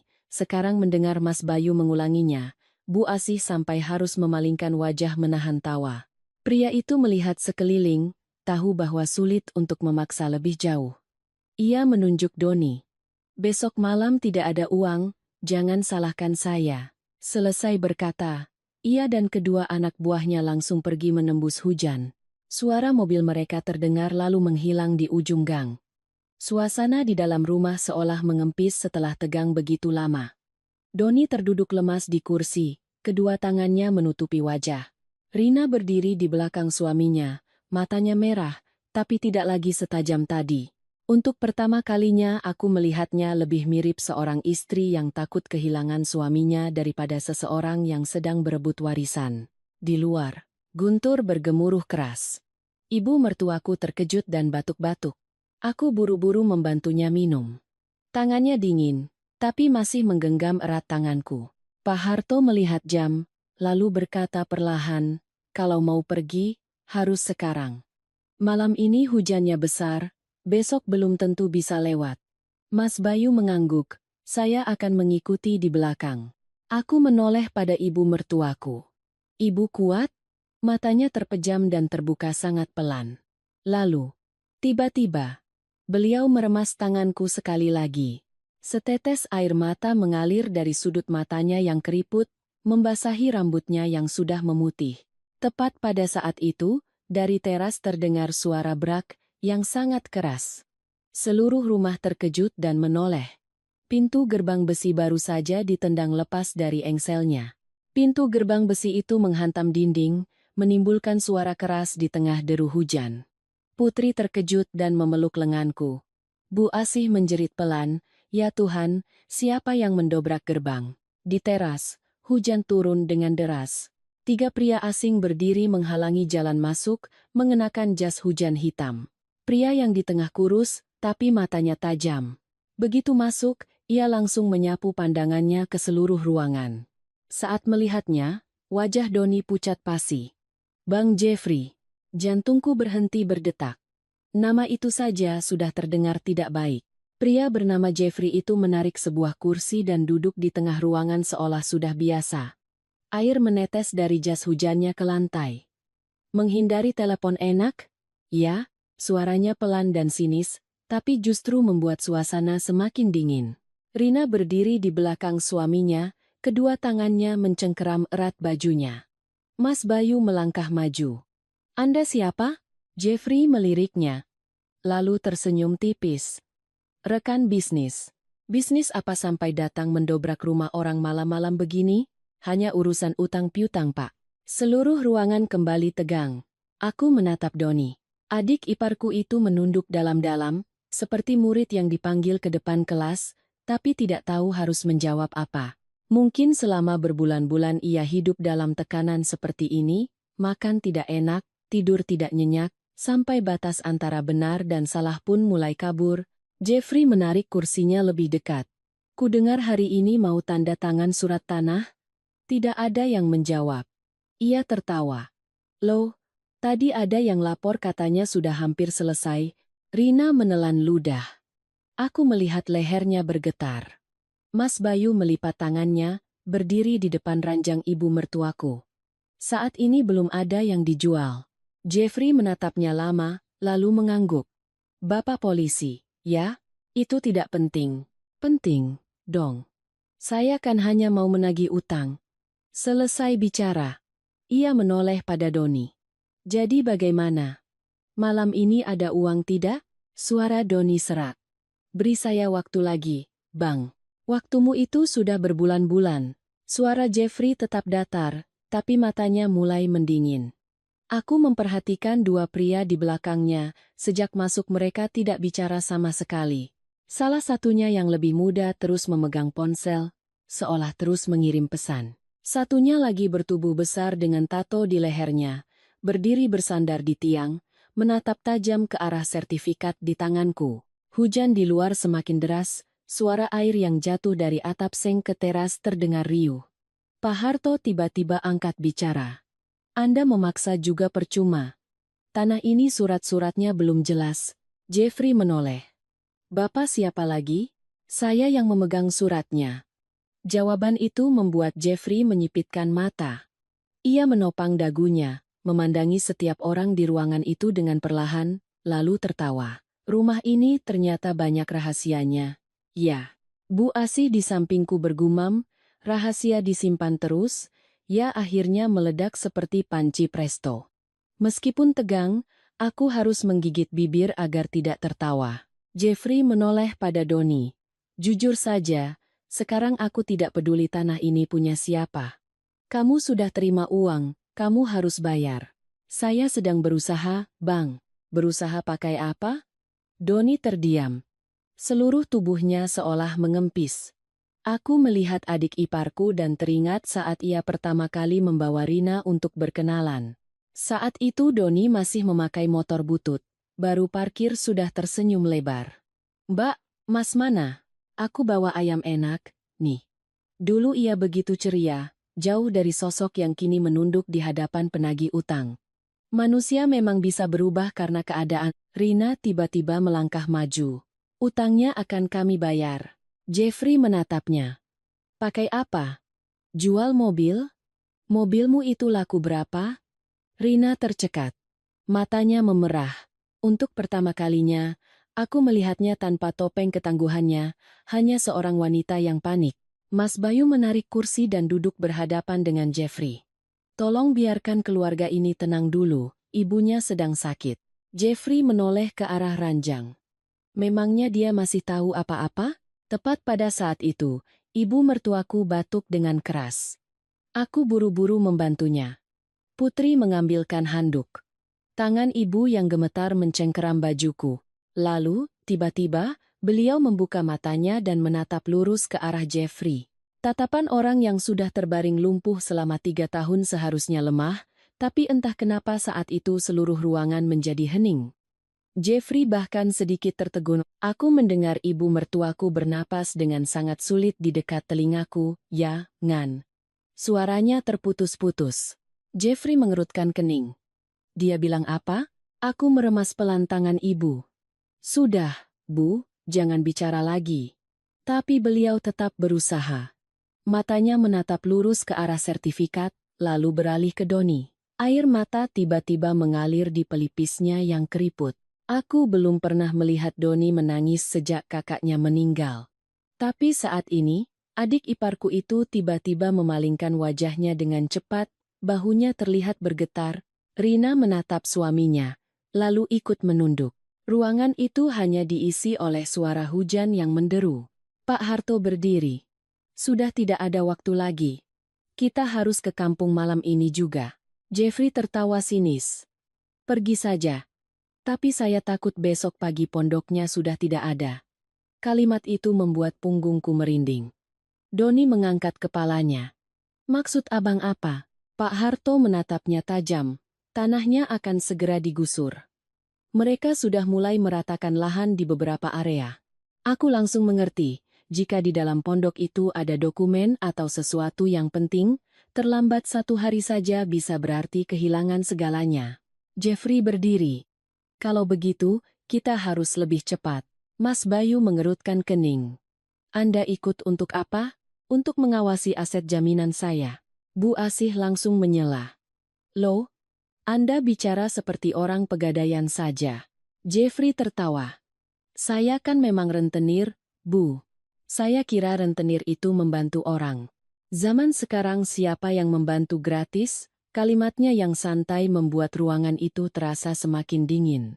Aku menoleh pada ibu mertuaku, napasnya sangat lemah. Membawanya pergi jauh di tengah malam hujan begini, aku benar-benar takut. Tapi matanya masih menatapku, memohon. Putri menarik lenganku pelan. Bu. Aku menoleh. Anakku menggigit bibirnya, lalu berbisik. Aku rasa nenek benar-benar ingin pergi. Aku menatap ibu mertuaku lama, di luar, hujan masih mengguyur. Hawa dingin malam bulan Juni terasa menusuk. Mata ibu masih terbuka. Tatapan itu membuatku tidak bisa ragu lagi. Aku menoleh pada Doni. Kita ke kampung. Seluruh ruangan hening sejenak. Rina yang pertama bereaksi. Sekarang, Mbak, aku rasa ibu sudah menunggu saat ini. Pak Harto mengangguk. Pergi sekarang masih sempat. Mas Bayu berdiri dan memakai kembali jas hujannya. Saya akan mengikuti di belakang. Jeffrey tertawa sinis. Wah, jadi rombongan tur, ya. Bu Asih berkacak pinggang. Iya, kurang Anda saja biar tamasianya lengkap. Aku harus memalingkan wajah untuk menahan tawa. Aku dan Putri mulai mengumpulkan barang-barang ibu. Tabung oksigen kecil, obat-obatan, handuk, jaket tipis. 3 tahun merawat orang sakit membuatku hafal letak semuanya. Doni berdiri diam di tengah ruangan. Beberapa kali ia hendak membantu tapi ragu. Aku mengerti, terkadang rasa malu membuat seseorang tidak tahu harus berbuat apa. Rina tiba-tiba mendekati ranjang. Biar ku bantu. Mbak. Suaranya pelan. Aku sedikit terkejut, tapi mengangguk. Untuk pertama kalinya, adik iparku itu membungkuk untuk membantu ibu mertuanya. Tangannya yang berkuteks gemetar saat merapikan selimut. Ibu mertuaku menatapnya lama, lalu jarinya bergerak pelan di atas punggung tangan Rina. Rina menggigit bibirnya dan membuang muka. Aku melihat bahunya sedikit bergetar. Mungkin baru saat inilah ia benar-benar sadar bahwa ia telah melangkah terlalu jauh. Hujan di luar mulai reda.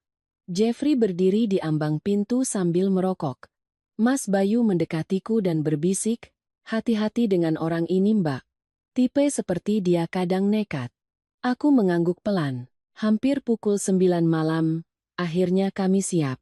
Ibu mertuaku dipindahkan ke tandu. Kali ini tidak ada lagi paksaan. Doni dan aku mengangkat satu sisi, Rina memegang tabung oksigen. Saat mendorongnya ke teras, angin malam terasa dingin. Gang di depan rumah gelap dan becek. Beberapa tetangga mengintip dari jendela, tapi tidak ada yang berani bertanya. Bu Asih berdiri di teras. Kalau ada apa-apa, telepon saya, ya. Lalu ia menoleh pada Putri. Kamu di sini saja sama ibu.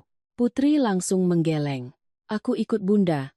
Aku hendak melarang, tapi melihat tatapan matanya, aku tidak tega. Mungkin malam ini tidak ada yang mau ditinggal. Rombongan kami meninggalkan kota hampir pukul 10 malam. Ibu mertuaku di mobil Avanza. Aku, Putri, Doni, dan Rina duduk di belakang. Pak Harto di depan. Mas Bayu mengikuti dengan motornya bersama Jeffrey dan kedua anak buahnya. Jalan menuju kampung gelap dan basah. Di dalam mobil, hening sekali. Aku duduk di samping ibu, menggenggam tangannya. Terkadang aku mengira beliau tertidur, tapi setiap kali nama pondok atau brankas disebut, matanya akan terbuka. Doni bersandar di jendela, bayangannya terlihat samar di kaca yang basah. Rina bertanya pelan, Mas ingat tidak ada apa di dalam brankas itu? Doni menggeleng. Dulu kita dilarang mendekat. Pak Harto dari depan berkata, dulu Pak Suryo sangat hati-hati. Beliau takut orang tahu soal modal bersama itu. Aku bertanya, kenapa harus dirahasiakan, Pak? Beliau terdiam sejenak. Karena zaman dulu miskin. Kalau tahu ada tanah, kerabat pasti datang meminjam uang. Dan lagi, Pak Suryo takut Bu Lastri tertekan. Aku tertegun. Sejak tahu tanah itu ada bagian milik ibuku, satu pertanyaan terus menggangguku, kenapa ayah mertuaku tidak memberitahuku? Pak Harto seolah bisa membaca pikiranku, beliau pernah mau memberitahumu. Lalu kenapa tidak, Pak? Saat itu suamimu baru saja meninggal. Beliau takut kamu mengira keluarga ini menggunakan uang untuk menahanmu agar tidak pergi. Aku membuang muka keluar jendela. Tiba-tiba tenggorokanku tercekat. Ayah mertuaku adalah pria pendiam, tapi setiap kali ada masalah, beliau selalu diam-diam membelaku. Saat suamiku meninggal, beliau yang diam-diam meletakkan buku tabungan di tanganku, lalu pergi tanpa berkata apa-apa. Mungkin selama ini beliau sudah mempersiapkan segalanya, mobil tiba-tiba mengerem mendadak. Di tengah jalan tanah yang becek, sebatang pohon besar tumbang, menghalangi jalan.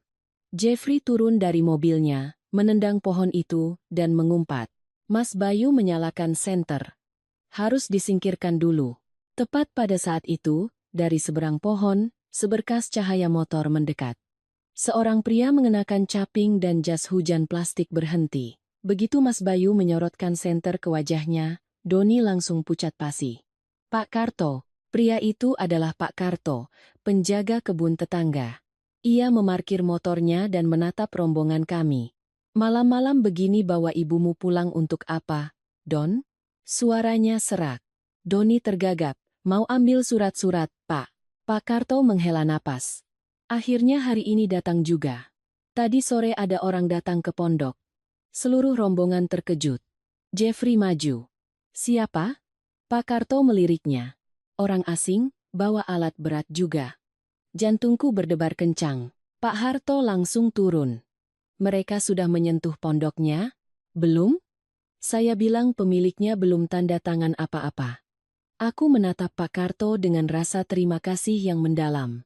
Setelah hampir 20 menit, kami berhasil menyingkirkan pohon itu. 10 menit kemudian, kami tiba di rumah. Rumah tua itu tersembunyi di tengah kebun kelapa yang gelap. Begitu turun, bau tanah basah dan daun kelapa busuk yang khas langsung menyambut kami. Ibu mertuaku tiba-tiba bernapas lebih berat. Aku membungkuk. Sudah sampai, Bu. Sudut matanya basah. Pak Karto memimpin jalan dengan senter.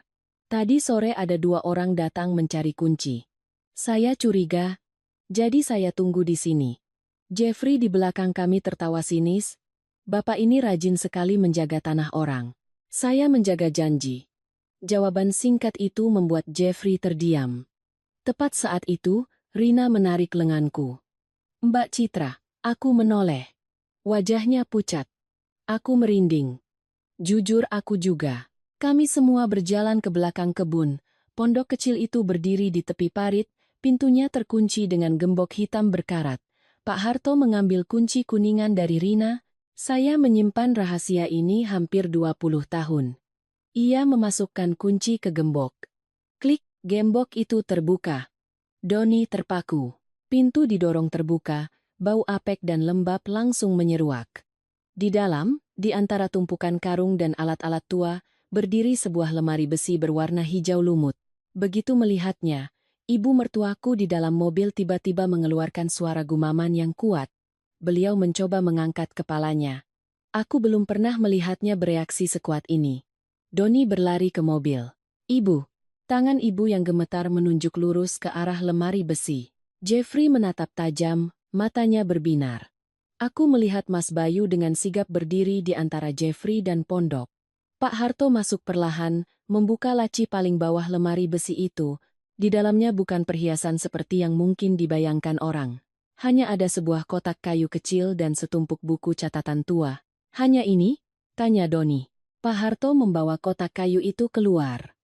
Pak Suryo pernah bilang, kalau suatu hari kotak ini dibuka, artinya keluarga sudah diambang kehancuran. Angin bertiup kencang, membuat pintu pondok terbanting berulang kali. Pak Harto membuka kotak kayu itu. Di dalamnya ada tumpukan uang kuno yang dibungkus plastik dengan rapi, beberapa dokumen tanah, dan sebuah buku tabungan yang sudah menguning. Rina menutup mulutnya. Bahkan Jeffrey pun tertegun. Doni mengambil buku tabungan itu. Lalu wajahnya pucat pasi. Kenapa? Kenapa sebanyak ini? Pak Harto menatapnya. Itu adalah bagian yang ditinggalkan ayahmu untuk. Belum selesai ia bicara, dari ujung jalan terdengar suara mesin yang sangat keras. Semua orang terkejut. Di ujung jalan tanah, 2 sorot lampu yang sangat terang menyorot lurus ke arah kebun. 2 sorot lampu itu menyapu kebun, membelah kegelapan. Suara mesin menderu semakin dekat, cahayanya yang putih menyilaukan mata. Pak Karto mengumpat pelan, mereka benar-benar datang. Di depan gerbang, sebuah ekskavator kuning dan sebuah truk kecil berhenti. Beberapa pria mengenakan rompi reflektif turun. Salah satu dari mereka maju. Loh, ada orang? Pak Harto segera menutup kotak kayu itu. Mas Bayu melangkah keluar dari pondok. Malam-malam begini mau apa? Pria itu menunjukkan selembar surat. Kami dari tim pembebasan lahan. Besok pagi mesin akan masuk, jadi kami datang untuk survei lokasi. Mendengar itu, seluruh tubuhku terasa dingin. Jika kami tidak datang malam ini, besok pagi pondok ini mungkin sudah rata dengan tanah. Jeffrey di belakangku bersiul pelan. Hampir saja. Pria dari tim pembebasan lahan itu menyorotkan senternya ke dalam pondok. Loh, masih ada yang tinggal di sini? Pak Karto maju. Tanahnya belum diserahkan, pemiliknya masih mengurus surat-surat. Baiklah, besok kami akan mulai dari sisi lain dulu, Pak. Setelah berkata begitu, mereka pergi. Suasana kembali hening, tapi terasa lebih berat. Angin malam terasa lebih dingin. Aku kembali ke meja kayu di dalam pondok. Kotak itu masih di sana, Pak Harto menarik kursi dan duduk, tutup pintunya. Cahaya senter, yang tergantung di paku tua, menerangi wajah semua orang. Doni berdiri paling dekat, matanya terpaku pada buku tabungan seolah itu adalah satu-satunya harapannya. Aku mengerti perasaannya. Utang 2 miliar. Jika uang di kotak ini cukup, hidupnya bisa dimulai kembali. Tapi justru karena mengerti, aku semakin takut. Pak Harto membuka buku tabungan itu. Angka di dalamnya membuat seisi pondok hening. Lebih dari 3 miliar rupiah. Rina menutup mulutnya dan langsung menangis. Doni mundur selangkah, tidak percaya. Bahkan Jeffrey yang bersandar di pintu pun tertegun sejenak. 3 miliar, jumlah yang cukup untuk menyelamatkan nyawa seseorang yang terlilit utang. Tapi Pak Harto tidak menyerahkan buku itu pada siapapun. Ia mengeluarkan sebuah amplop lagi dari dalam kotak. Amplop yang lebih baru, dengan tulisan tangan ayah mertuaku, buka setelah Bu Lastri setuju, jantungku berdebar kencang. Ibu mertuaku di luar mobil tiba-tiba batuk pelan, seolah menjawab, Pak Harto menatapku. Kamu yang buka. Tanganku terasa dingin saat menerima amplop itu. Saat merobeknya, aku bisa mendengar detak jantungku sendiri. Di dalamnya ada sepucuk surat tulisan tangan yang panjang, baru membaca baris pertama, mataku sudah terasa perih. Citra. Nah, kalau kamu membaca surat ini, berarti rumah kita sedang ada masalah besar. Pondok itu begitu hening. Aku mencoba membaca lanjutannya tapi tenggorokanku tercekat. Pak Harto mengangguk pelan. Bacakan dengan keras. Aku menarik napas dalam-dalam, lalu mulai membaca. Ayah tahu. Cepat atau lambat anak-anak akan bertengkar karena tanah. Ayah menyimpan uang ini bukan untuk membanding-bandingkan. Ayah menyimpannya, jika suatu saat ada yang jatuh ke lumpur, masih ada tali untuk menariknya kembali. Doni menunduk dalam-dalam, bahunya mulai bergetar. Aku melanjutkan. Tanah itu ayah beli bersama orang tuamu, tapi yang merawat ibu dan menjaga rumah selama ini adalah kamu. Jika nanti ada apa-apa, kamu yang berhak memutuskan lebih dulu. Aku berhenti. Seisi pondok hening. Rina mengangkat kepalanya menatapku. Jeffrey bersiul pelan. Mas Bayu melipat tangannya, diam. Dan Doni, ia terduduk lemas di kursi seolah tenaganya habis. Aku melanjutkan membaca dengan tangan gemetar. Jika Doni gagal dalam usahanya, jangan pojokkan dia. Dia memang gegabah, tapi hatinya tidak jahat. Dan Rina, dia memang suka materi, tapi dia benar-benar sayang suaminya. Kalau bisa ditolong, tolonglah. Air mataku jatuh membasahi surat itu. Ayah mertuaku sudah lama tiada. Tapi setiap kata dalam surat ini seolah beliau sedang duduk di sini, memahami setiap dari kami. Doni menangis. Suara tangisan pria berusia 40-an di tengah pondok tua itu terdengar begitu berat. Aku salah, Mbak. Aku salah. Rina memalingkan wajahnya. Terus menyeka air mata. Aku menatap mereka. Hatiku campur aduk. Jika ini terjadi tadi pagi, mungkin aku masih sangat marah. Tapi sekarang, di tengah pondok ini, mendengarkan surat dari orang yang telah tiada, kemarahanku melunak. Jeffrey di ambang pintu menyalakan sebatang rokok lagi. Jadi bagaimana sekarang? Pak Harto menutup buku tabungan itu. Tugasku menjaga uang ini sampai hari ini sudah selesai. Lalu beliau meletakkan buku tabungan itu di hadapanku. Ayahmu menitipkannya padamu. Belum sempat aku mengambilnya, Doni tiba-tiba berdiri. Aku tidak akan mengambilnya. Seisi pondok menoleh padanya. Doni menyeka air matanya dengan kasar. Aku sudah bodoh sekali. Sudah cukup, suaranya serak. Uang ini untuk merawat ibu dan biaya sekolah putri. Utangku, biar aku selesaikan sendiri. Rina menatap suaminya, terpaku. Mungkin ia sendiri tidak menyangka suaminya akan berkata begitu.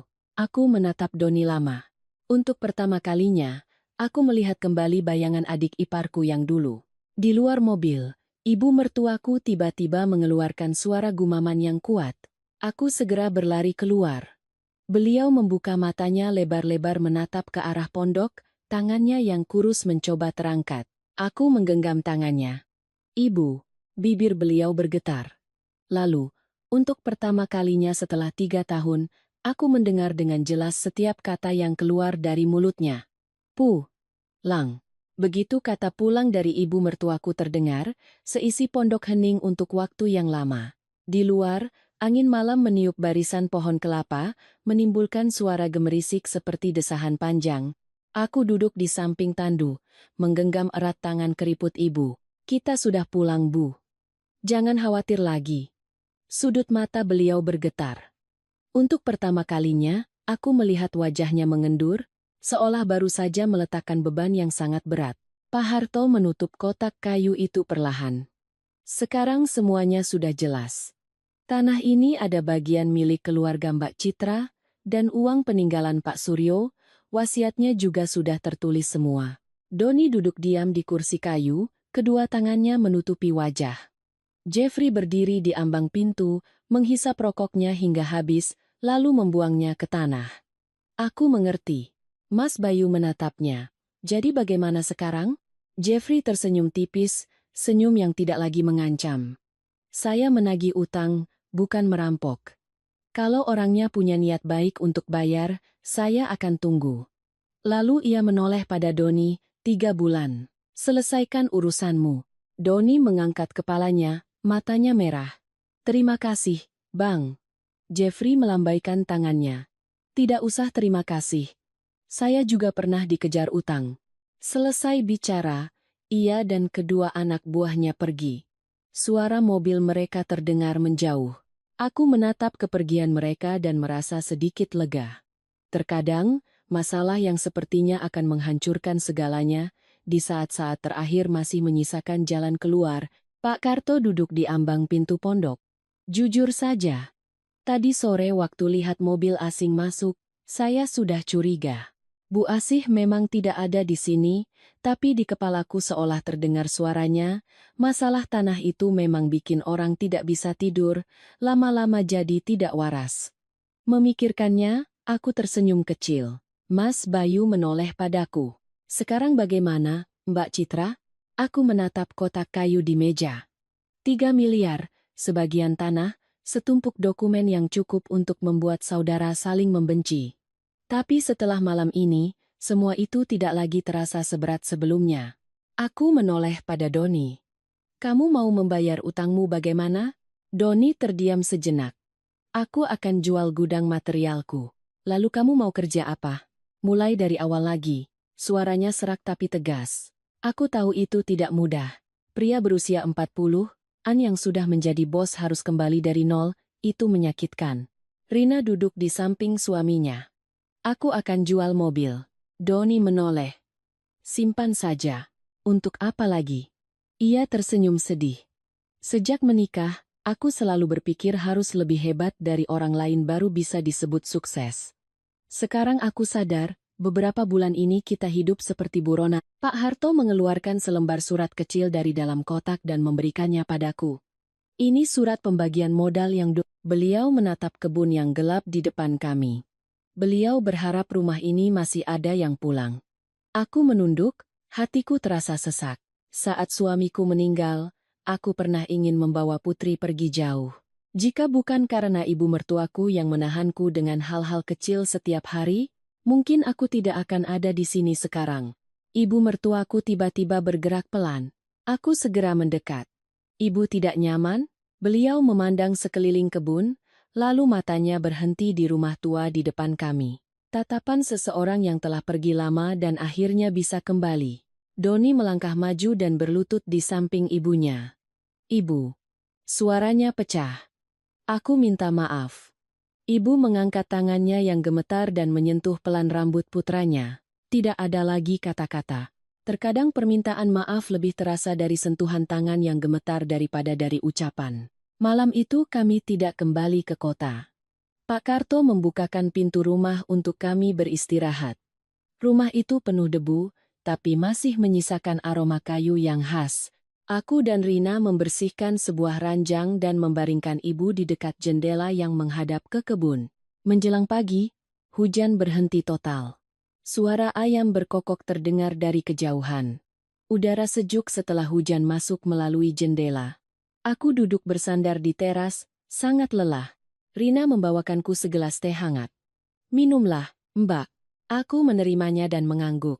Beberapa saat kemudian, ia berbisik.